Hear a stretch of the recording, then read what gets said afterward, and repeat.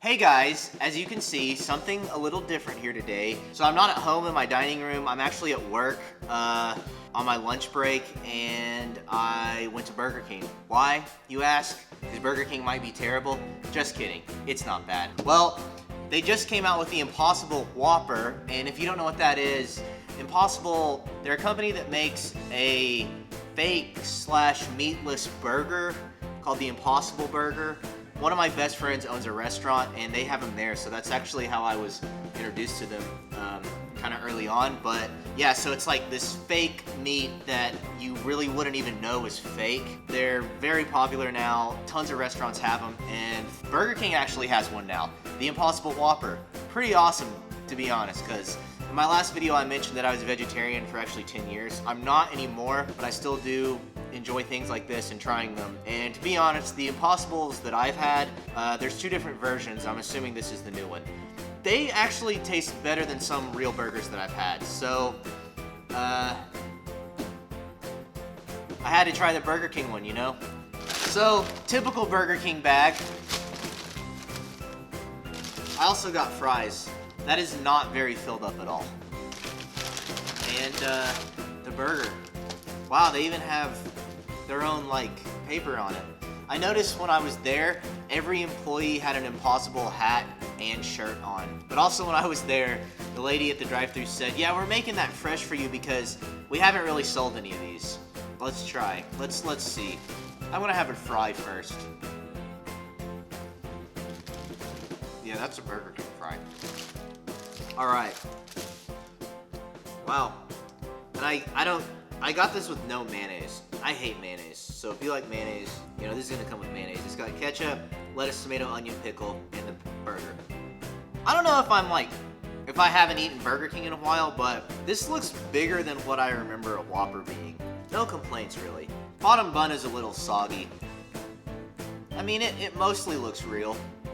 Can you guys see that at all? Fake grill marks probably painted on. LOL, I don't know. Oh man, it's so weird not eating cereal in front of a camera. All right, here we go. It definitely tastes like it's from Burger King, huh? Okay, so it tastes pretty good. It's definitely not bad.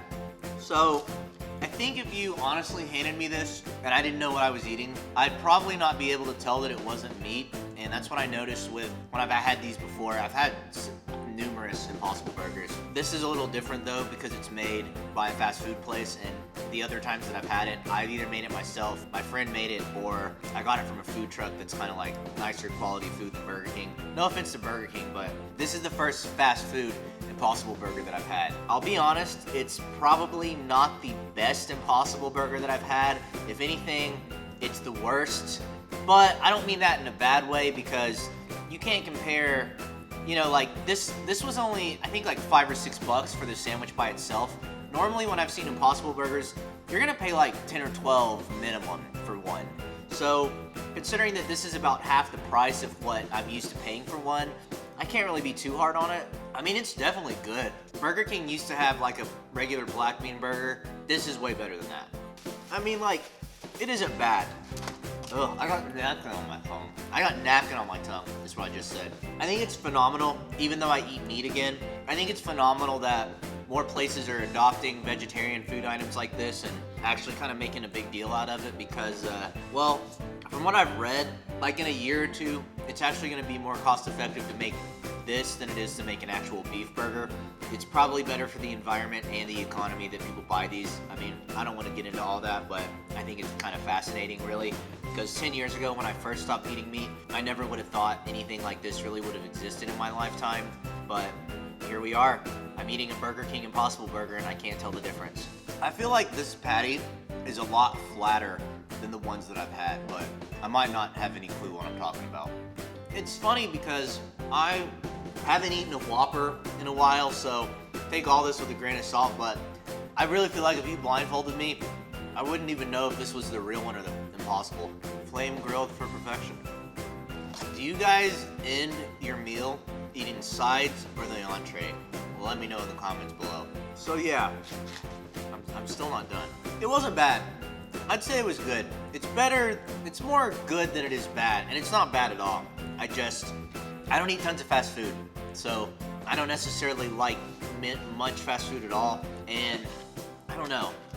I liked it. I think I would have liked it more if I never would have had an Impossible Burger in the last couple years, because like my first experiences with an Impossible Burger was, I think the first one I ever had, I made it at home myself, so it was perfect. Otherwise, my friend has made it at his restaurant, or, you know, it's been at a more fancy place than Burger King. Again, I'm not trying to knock Burger King. It's a fast food place. Overall, the fact that Burger King sells this product and something like this is coming to the mainstream, it's hard for me to not give it a good rating, because the concept alone, 10 out of 10, you know? Something that, if you haven't seen the Impossible Burger raw, it literally looks like raw meat. It's insane. It's great. I think it's great for everybody, that people that don't eat meat are actually getting stuff that tastes like meat, and potentially soon will be even cheaper than meat.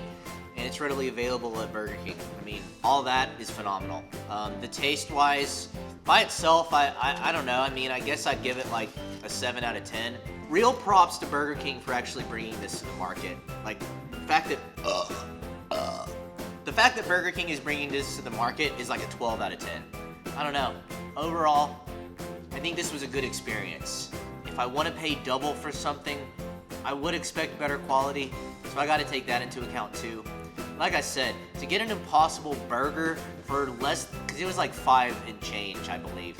To get that for less than $6, I mean, if you know anything about Impossible Burgers, you know that you hardly find them for $6. So, I mean, either way, I'm not going to try to be too hard on Burger King. I will have to give this a 7 out of 10.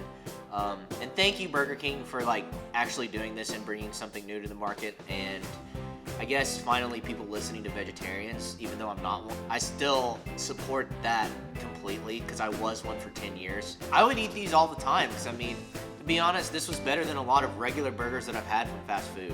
Anyway, yeah, I don't know if I'm gonna do more of these little random videos, but it was fun, so we'll see.